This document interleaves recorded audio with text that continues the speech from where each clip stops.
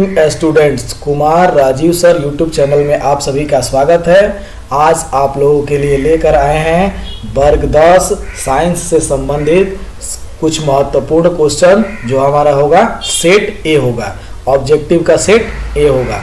प्रकाश की किरण गमन करती है, ठीक है। पहला क्वेश्चन है, प्रकाश की किरण गमन करती है सीधी रेखा में, टेढ़ी रेखा में, किसी भी दिशा में या इनमें से कोई नहीं, ठीक है। तो प्रकाश की किरण गमन करती है कहाँ? सिर्फ सीधी रेखा में। प्रकाश का वेग न्यूनतम होता है। अगला क्वेश्चन देखते हैं। तो प्रकाश का वेग न्यूनतम जो होता है वह किस में होता है? निर्वात में, जल में, वायु में या कांच में? तो इसमें सबसे सघन माध्यम जो है कांच है, इसलिए प्रकाश का न्यूनतम वेग जो होगा किसमें होगा? कांच में। मोटर गाड़ी के चालक के सामने लगा रहता है कौन सा दर्पण? समतल दर्पण, उत्तल दर्पण, अवतल दर्पण या उत्तल लेंस? तो मोटर गाड़ी के चालक के सामने जो दर्पण लगा रहता है वो कौन सा दर्पण होता है? उत्तल दर्पण। मोटर कार के हेडलाइट में किसका प्रयोग होता है? मोटर कार के हेडलाइट में अवतल दर्पण का प्रयोग होता है। किसका? अवतल दर्पण का। और मोटर गाड़ी के साइड मिरर के रूप में किसका प्रयोग होता है? उत्तल दर्पण का। समतल दर्पण द्वारा बना प्रतिबिंब होता है। तो समतल दर्पण द्वारा जो बना प्रतिबिंब होता है वह सिर्फ काल्पनिक प्रतिबिंब होता है। लेंस की क्षमता का एसआई मात्रक होता है। Option A dioptre, B lumen, C lux और डी एंगस्ट्रम, ठीक है। तो लेंस की क्षमता का एसआई मात्रक जो है डायोप्टर होता है, इसलिए इसका ऑप्शन ए सही होगा, ठीक है। अगला क्वेश्चन देखते हैं। प्रकाश की किरण का पथ दर्शाने वाले चित्रों को क्या कहते हैं? तो प्रकाश की किरणों का पथ दर्शाने वाले चित्रों को हम लोग क्या कहते हैं? किरण आरेख। क्या कहते हैं? किरण आरेख। इसके बाद अगला क्वेश्चन है क्वेश्चन नंबर 8। 2 डायोप्टर क्षमता वाले लेंस का फोकसांतर होगा। तो 2 डायोप्टर क्षमता वाले लेंस का फोकसांतर जो है 50 सेंटीमीटर होगा। कितना होगा? 50 सेंटीमीटर। किसी उत्तल लेंस का फोकसांतर 50 सेंटीमीटर है तो उसकी क्षमता होगी, तो उसकी क्षमता जो होगी कितनी होगी? +2 डायोप्टर, क्योंकि उत्तल लेंस है तो प्लस होगा, अगर यही अवतल रहता तो माइनस होता। आया बात समझ में? अगला क्वेश्चन देखते हैं क्वेश्चन नंबर 10।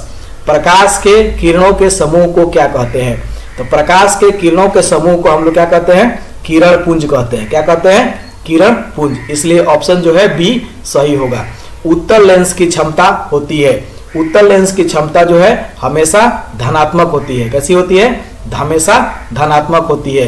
अवतल लेंस की क्षमता होती है, तो अवतल लेंस की क्षमता जो है हमेशा ऋणात्मक होती है। कैसी होती है? हमेशा ऋणात्मक होती है।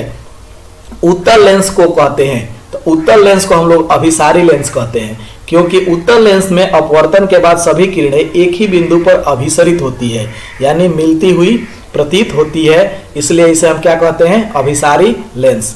अवतल लेंस को कहते हैं, अवतल लेंस को क्या कहते हैं? अपसारी लेंस, क्योंकि यहाँ जो है सभी किरणें अवतल लेंस से अपवर्तन के बाद फैलती हुई प्रतीत होती है, इसलिए इसे क्या कहते हैं? अपसारी लेंस। अगला क्वेश्चन देखते हैं।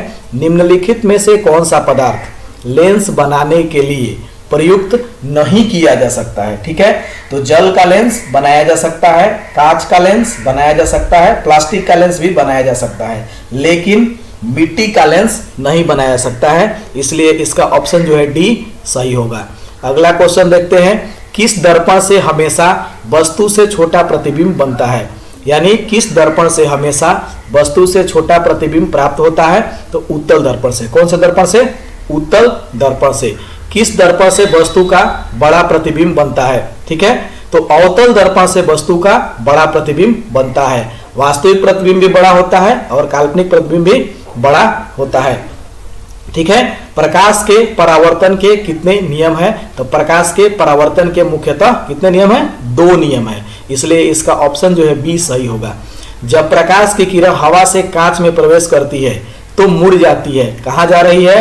हवा से कांच में, यानी विरल माध्यम से सघन माध्यम में, तो अभिलंब के निकट जाएगी। यही अगर कांच से हवा में जाएगी तो अभिलंब से दूर जाएगी। तो इसका ऑप्शन जो है बी सही होगा, क्योंकि विरल से सघन माध्यम में जा रही है, इसलिए अभिलंब के निकट होगा। फोटोग्राफिक कैमरा का अभिदृश्यक होता है, तो फोटोग्राफिक कैमरा का अभिदृश्यक जो है कौन सा लेंस होता है? उत्तल लेंस। कौन सा लेंस होता है? उत्तल लेंस साइड मिरर के रूप में प्रयुक्त होता है। साइड मिरर के रूप में हमेशा किसका प्रयोग होता है? उत्तल दर्पण का। किसका प्रयोग होता है? उत्तल दर्पण का। एक अवतल दर्पण की फोकस दूरी 10 सेंटीमीटर है तो उसकी वक्रता त्रिज्या होगी, तो वक्रता त्रिज्या होगी दोगुनी होती है, चूंकि r बराबर 2f होता है तो कितना हो जाएगा? 20 सेंटीमीटर। इसलिए इसका ऑप्शन जो है कौन सा सही होगा? बी सही होगा। निर्गत किरण एवं अभिलंब के बीच के कोण को क्या कहते हैं?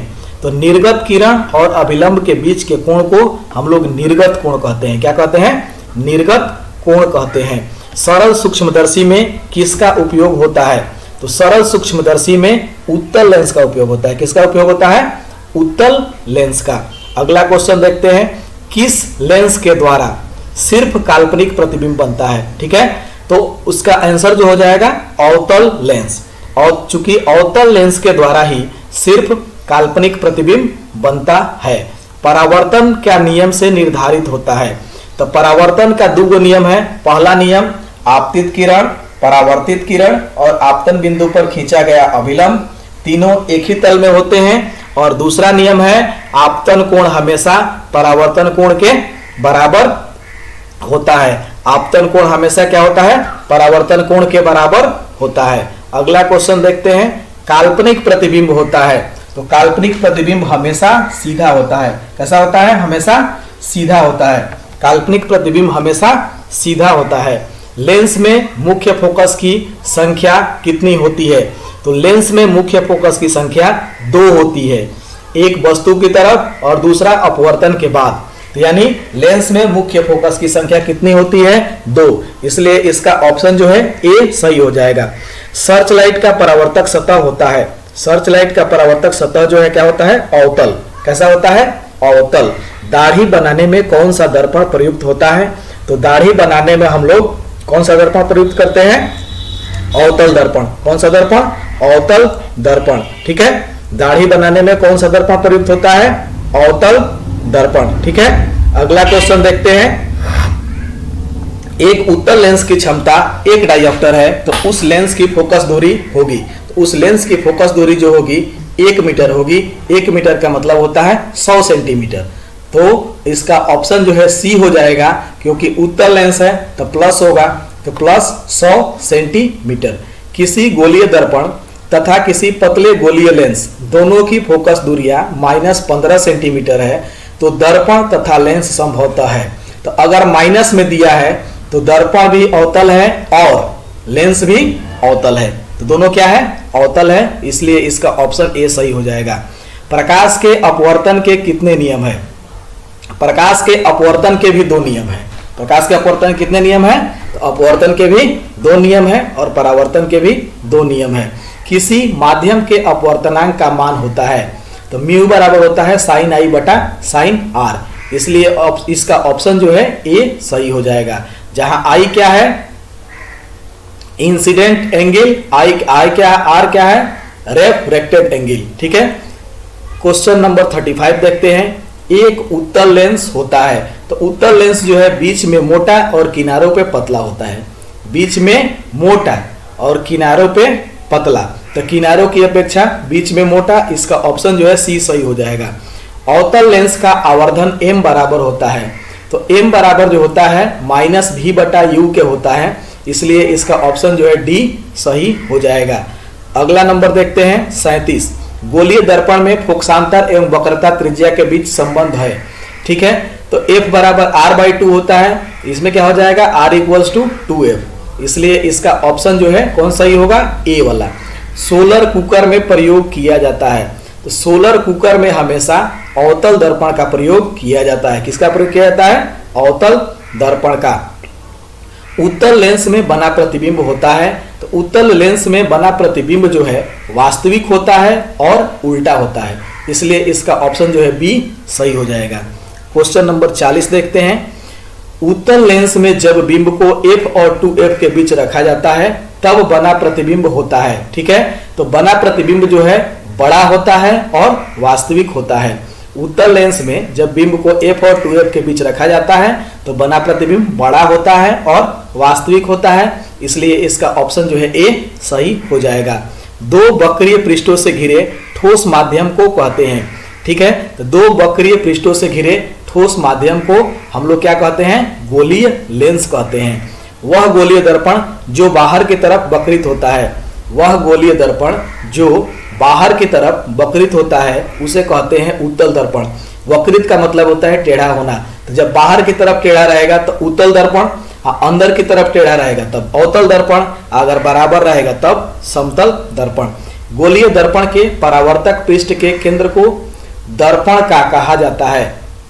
ठीक है, तब परावर्तक पृष्ठ के केंद्र को कहा जाता है तो उसको हम लोग ध्रुव कहते हैं। क्या कहते हैं? ध्रुव कहते हैं। इसलिए इसका ऑप्शन जो है बी सही हो जाएगा। किसी लेंस द्वारा उत्पन्न आवर्धन का एसआई मात्रक क्या होता है? ठीक है, तो आवर्धन का कोई मात्रक नहीं होता है क्योंकि m बराबर -v/u होता है और दोनों मात्रक कट जाते हैं, इसलिए आवर्धन जो है मात्रक विहीन होता है। लेंस के केंद्रीय बिंदु को क्या कहते हैं? लेंस के केंद्रीय बिंदु को हम लोग क्या कहते हैं? द्वारक कहते हैं। लेंस के केंद्रीय बिंदु को क्या कहते हैं? द्वारक कहते हैं। अगला क्वेश्चन देखते हैं। किसी शब्दकोश में पाए गए छोटे अक्षरों को पढ़ते समय आप निम्नलिखित में से कौन सा लेना पसंद करेंगे?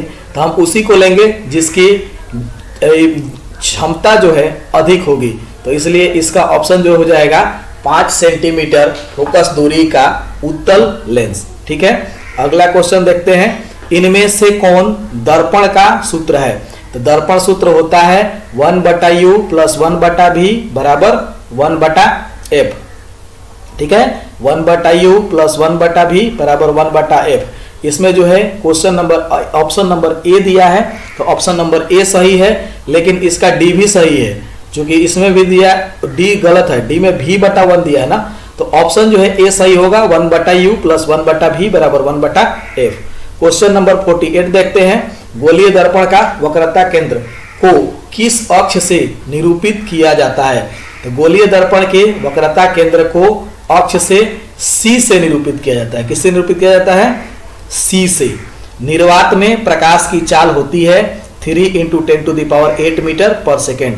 निर्वात में प्रकाश की चाल कितनी होती है? 3 × 10⁸ मीटर/सेकेंड। क्वेश्चन नंबर 50 है। दंत विशेषज्ञ मरीज के दांतों को बड़ा प्रतिबिंब देखने के लिए किस दर्पण का उपयोग करते हैं? इसका ऑप्शन जो है अवतल दर्पण हो जाएगा, इसलिए ऑप्शन ए सही होगा। पतले लेंस की आवर्धन क्षमता होती है, तो पतले लेंस की आवर्धन क्षमता जो है कम होती है। ठीक है, पतले लेंस की आवर्धन क्षमता कम होती है क्योंकि इसकी फोकस दूरी ज्यादा होती है। मोटे लेंस की आवर्धन क्षमता होती है, तो मोटे लेंस की आवर्धन क्षमता अधिक होती है क्योंकि इसकी फोकस दूरी कम होती है। अवतल दर्पण के ध्रुव और मुख्य फोकस के बीच रखे बिंब का प्रतिबिंब की प्रकृति होती है, तो इसकी प्रतिवृत्ति जो होती है आभासी और सीधी होती है।